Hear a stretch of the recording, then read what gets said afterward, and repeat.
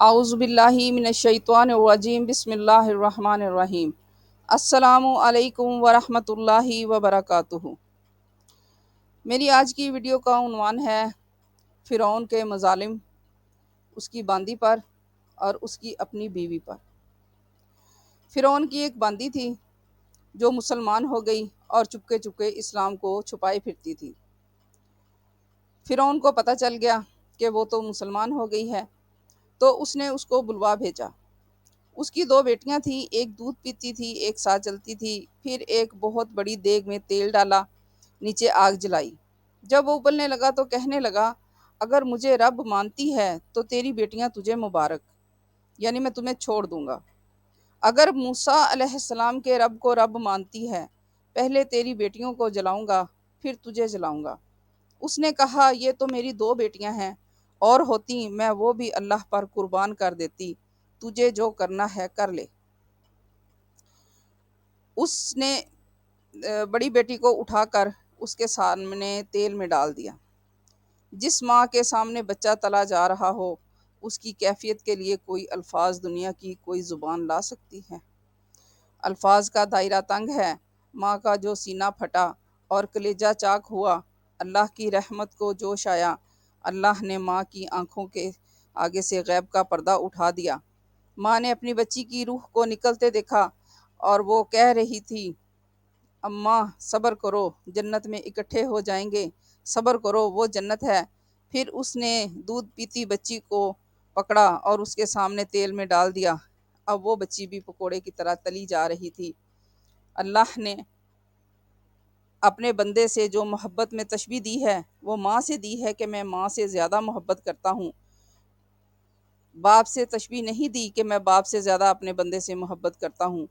ماں سے تشبیہ ہے، ماں سے زیادہ محبت کرتا ہوں۔ اس ممتا کو آپ دیکھو جس کے سامنے دو بچیوں کو پکوڑا بنا دیا گیا۔ پھر اللہ نے غیب کا پردہ اٹھایا۔ پھر ماں نے اپنی بچی کی روح کو نکلتے دیکھا، کہا، اماں صبر صبر، وہ جنت ہمارے سامنے تیار ہے۔ پھر اس نے باندی کو بھی اٹھا کر تیل میں پھینک دیا۔ تینوں ماں بیٹیاں جل کے اللہ پر قربان ہو گئیں اور ان کی ہڈیوں کو دفن کر دیا گیا۔ اس بات کو 2000 سال گزر گئے۔ حضور پاک صلی اللہ علیہ وآلہ وسلم تشریف لائے اور آپ صلی اللہ علیہ وآلہ وسلم کی سواری معراج کو جانے لگی۔ بیت المقدس سے جب آپ صلی اللہ علیہ وآلہ وسلم آسمان کی طرف چلے تو نیچے سے جنت کی خوشبو آئی۔ وہاں سے مصر قریب ہے تو جنت کی خوشبو آ گئی۔ آپ صلی اللہ علیہ وسلم نے فرمایا، جبرائیل، جنت کی خوشبو آ رہی ہے، کہاں سے آ رہی ہے؟ عرض کی، یا رسول اللہ، فرعون کی باندی جہاں دفن کی گئی تھی وہاں سے آ رہی ہے، اور 2000 سال گزر چکے ہیں اور اللہ کا حبیب صلی اللہ علیہ وآلہ وسلم وہاں سے جنت کی خوشبو سونگھتا ہوا آسمان پر جا رہا ہے۔ سبحان اللہ۔ فرعون کی جو بیوی، اس کا نام آسیہ تھا، وہ مسلمان ہو گئی۔ کس بات پر مسلمان ہوئی؟ کہ کوئی ماں اپنے بچوں کی قربانی نہیں دے سکتی سوائے حق پر۔ کہا، یقیناً موسیٰ علیہ السلام کا دین سچ ہے، ورنہ یہ یقیناً سودا کر جاتی۔ اور آسیہ سب سے محبوب ترین بیوی تھی فرعون کی، اور جب اسے پتہ چلا کہ بیوی مسلمان ہو گئی ہے تو اس کے اپنے گھر میں ماتم پڑ گیا۔ سارے ہیلے بہانے کر ڈالے، کوئی تدبیر کارگر نہ ہوئی تو آخر اپنی بیوی کو قید میں ڈال دیا، بھوک کا مزہ چکھایا۔ ایمان پر جتنی مشقت آتی ہے اتنا اندر چلا جاتا ہے، اور جتنی راحت آتی ہے اتنا باہر نکلنا شروع ہو جاتا ہے۔ آسیہ پر مشقت آئی، بھوک آئی، وہ سہتی گئی سہتی گئی سہتی گئی۔ پھر فرعون نے کوڑوں کی سزا تجویز کر دی، اس نے کوڑے بھی کھا لیے۔ فرعون نے کہا، یہ نہیں مانتی، اس کو سولی پر چڑھاؤ۔ سولی پہ چڑھانے لگے، ہاتھ پاؤں میں کیل گڑ گئے، جن ہاتھوں میں کبھی تنکا بھی نہ ٹیڑھا کیا تھا ان میں کیل گڑ گئے۔ یہ ایمان ایسی چیز ہے۔ اس نے کہا، اس کی کھال کھینچ دو زندہ کی۔ تو اس وقت اللہ کی بارگاہ میں حضرت آسیہ نے دعا کی۔ وہ دعا ایسی اونچی اٹھی ہے اور اس طرح عرش کو ہلایا ہے کہ اللہ نے ہمیشہ کے لیے اس کو قرآن میں لکھ دیا کہ قیامت تک یہ امت قرآن پڑھتی رہے اور اس امت کی عورتیں آسیہ کے قصے کو یاد کر کے عبرت پکڑتی رہیں۔ دعا کیا ہے؟ اے ایمان والو، اللہ تعالیٰ فرماتا ہے اے ایمان والو، میں تمہیں کہانی سناؤں؟